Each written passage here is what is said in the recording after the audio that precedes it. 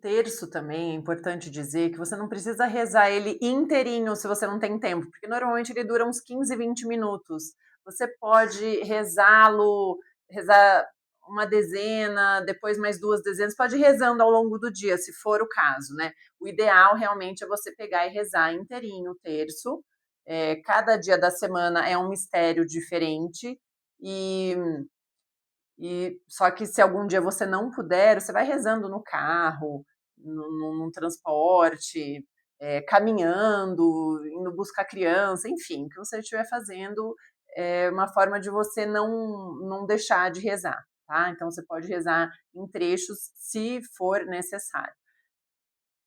Então eu falei da oração em 3 momentos, pelo menos, do dia, né, então de manhã fazer uma oração de agradecimento, pode ser uma oração que brota do seu coração, assim como pode ser alguma oração que você pega em algum livro, por exemplo, Seleta de Orações, que é um livro que eu gosto, é um livrinho pequenininho de orações, que são as principais orações que tem na Igreja Católica, se chama Seleta de Orações. Então lá tem oferecimento do dia, por exemplo, tem várias orações lá.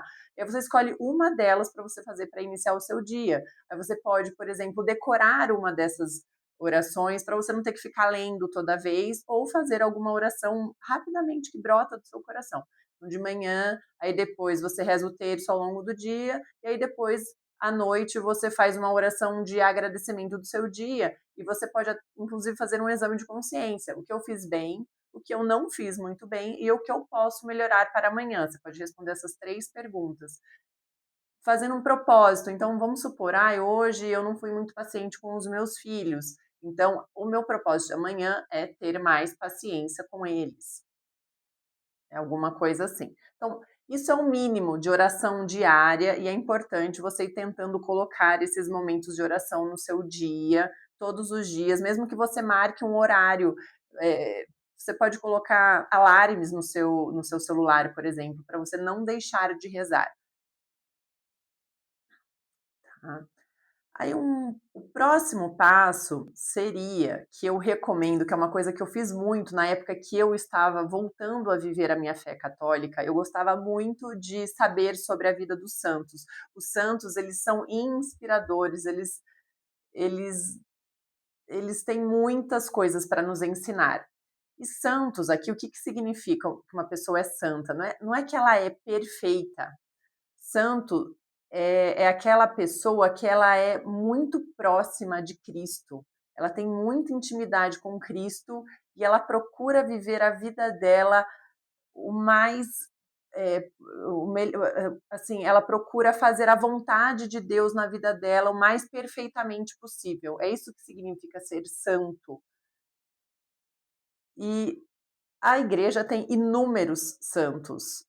Nós sabemos que os santos, eles não estão acima de Deus, eles não estão acima de Jesus Cristo, eles não estão acima de Nossa Senhora, né? Existe uma hierarquia claramente na igreja e até na nossa fé e na nossa devoção. Só que os santos, eles são como se fossem nossos amigos no céu e com exemplos de vida que são muito interessantes para nós. Agora, eu vou começar a ler a vida de qualquer santo?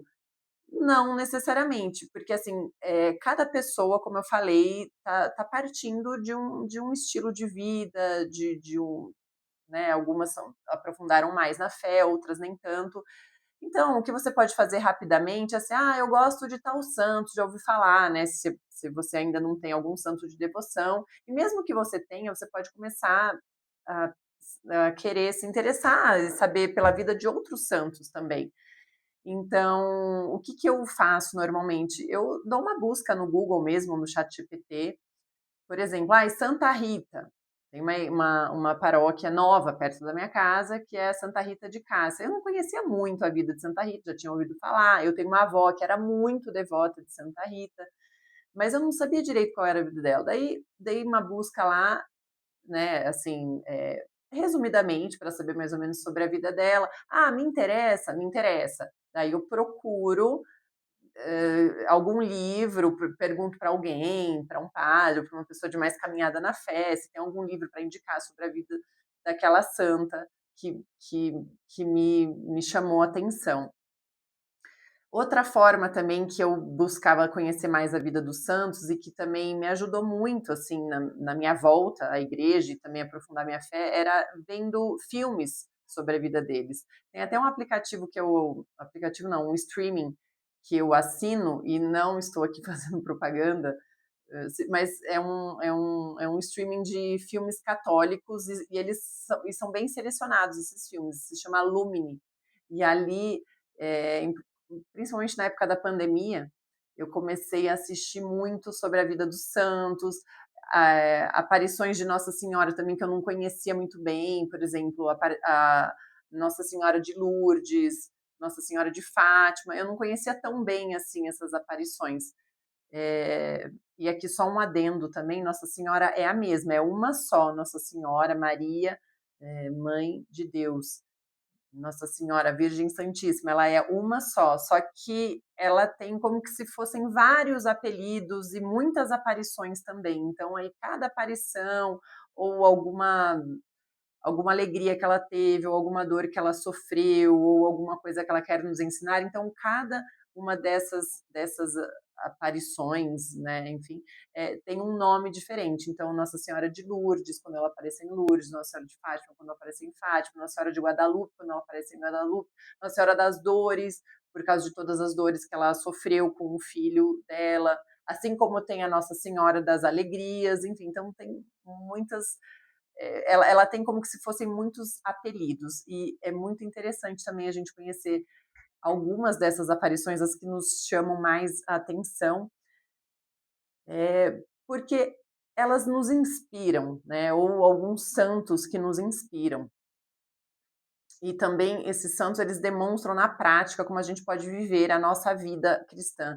E uma coisa que me chama muito a atenção na vida da maioria dos santos é isso.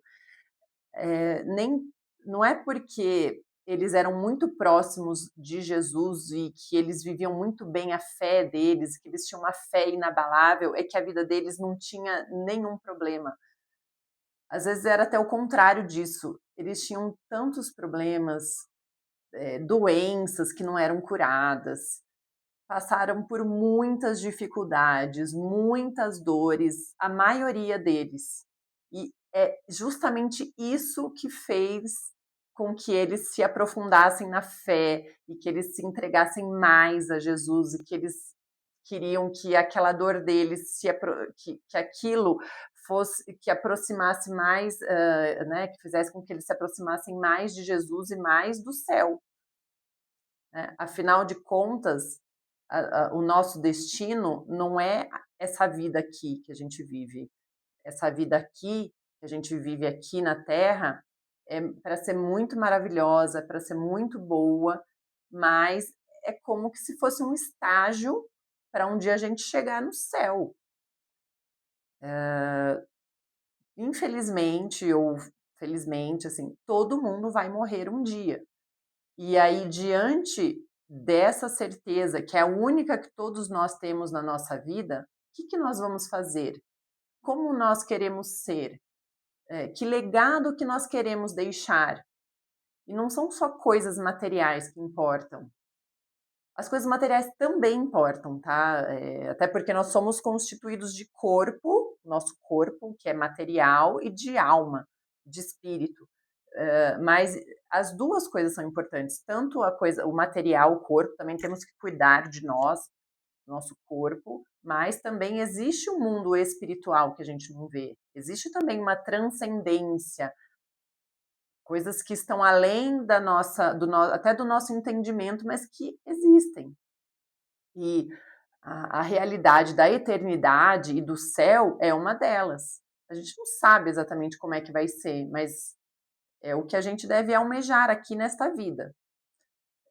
Nesta vida, na vida que temos, nas circunstâncias que nós vivemos, na família que nós nascemos, tudo isso, Deus tem um plano maravilhoso para cada um de nós, que é só nós que podemos viver esta vida e este plano que Ele tem para nós, e, e que é um plano perfeito e maravilhoso, que é para a gente chegar um dia no céu e viver lá na eternidade, todas as alegrias possíveis que a gente nem consegue imaginar aqui.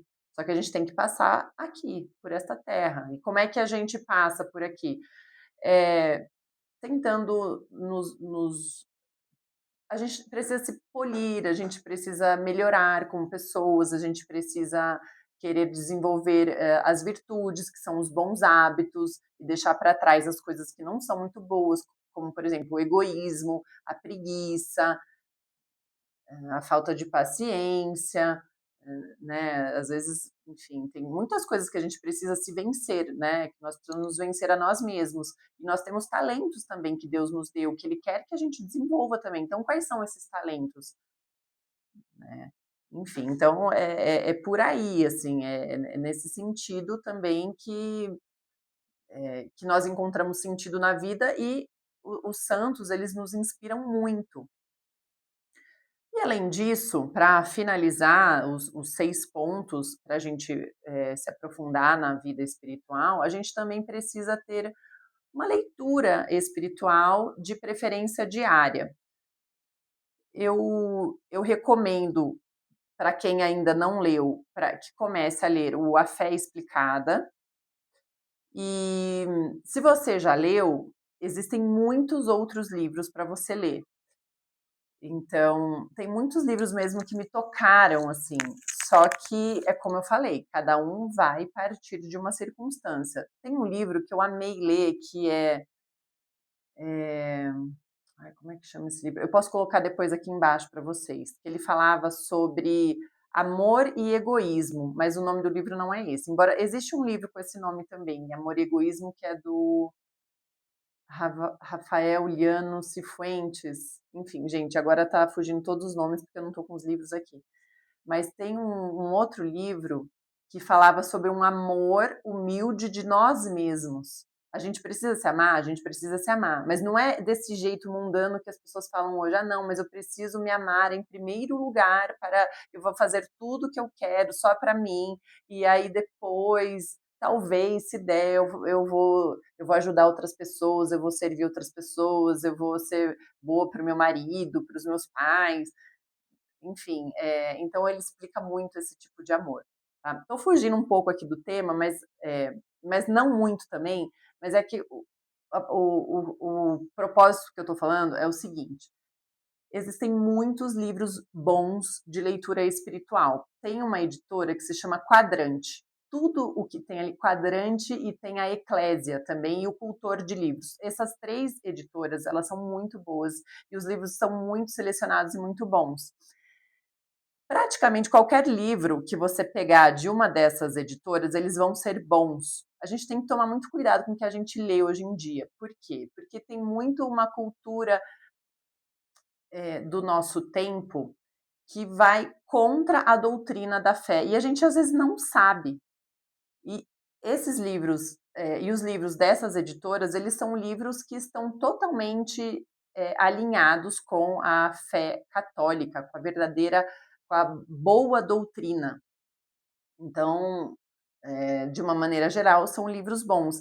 E aí, eu não quero indicar, além do A Fé Explicada, eu não quero ficar indicando muitos livros aqui. Depois vocês podem até perguntar para mim alguma coisa no particular, se vocês tiverem alguma dúvida, mas porque cada um está partindo de um ponto. Tem pessoas que têm mais dificuldade no casamento, tem pessoas que têm mais dificuldade com os filhos, tem pessoas que têm mais dificuldade no trabalho, tem pessoas que, enfim, tem mil coisas, né? Algumas pessoas já estudaram algumas coisas que outras não estudaram.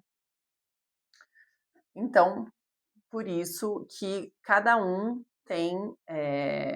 vai partir de um ponto. Tudo bem, gente? Então, assim, era essa aula que eu queria falar para vocês. Como é que vocês podem se aprofundar na fé católica? O que vocês precisam fazer?